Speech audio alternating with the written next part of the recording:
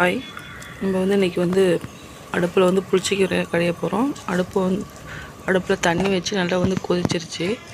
இப்போ இதை நல்லா தண்ணியில் ஊற வச்சுருக்கோம். அதை அலசி அதுக்குள்ளே வைக்க போகிறோம். இப்போ கீரை அடுப்பில் வச்சு நல்லா கொதிக்குது, இங்கே வருது.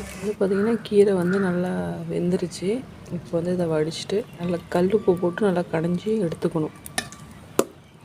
உங்களுக்கு தண்ணி கம்ப்ளீட்டாக ட்ரை பண்ணியும் கடைஞ்சிக்கலாம். இந்த கொஞ்சம் புளிப்பாக சாப்பிட்றவங்க லைட்டாக தண்ணி ஆட் பண்ணி நீங்கள் கடைஞ்சிக்கிட்டிங்கன்னா அப்படின்னா அந்த புளிப்பு வரும். நாங்கள் பார்த்திங்க அப்படின்னா கம்ப்ளீட்டாக அந்த தண்ணியை ட்ரை பண்ணிவிட்டு தான் கடைவோம்.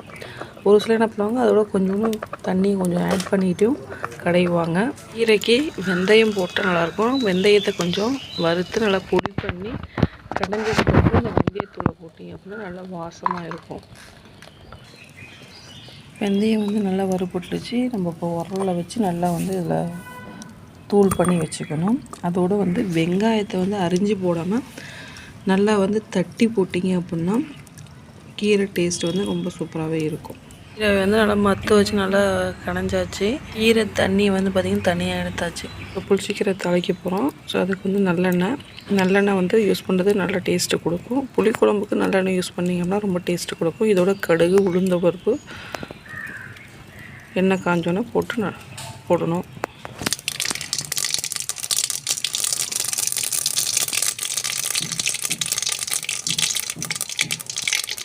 நல்லா பொரிஞ்சிருச்சு. இப்போ உளுந்தை ஆட் பண்ணிக்கோங்க. உளுந்து நல்லா ஃப்ரை ஆயிடுச்சு. அதோடு பார்த்திங்கன்னா வரமிளகாய், இடித்து வச்ச வெங்காயம் நல்லா போட்டு வணக்கணும்.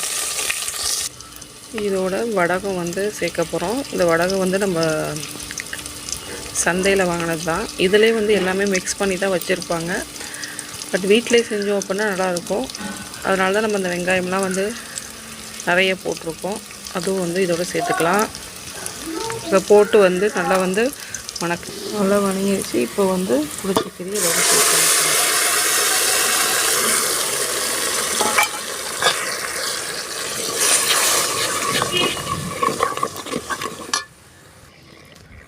ஸோ இதோடு பார்த்திங்க அப்படின்னா வெந்தயம் பிடிச்சி வச்சுருக்கோம்ல, அந்த கொஞ்சம் அப்படியே தூக்கி விட்டிங்க அப்படின்னா டேஸ்ட்டாக இருக்கும், வாசனையாகவும் இருக்கும்.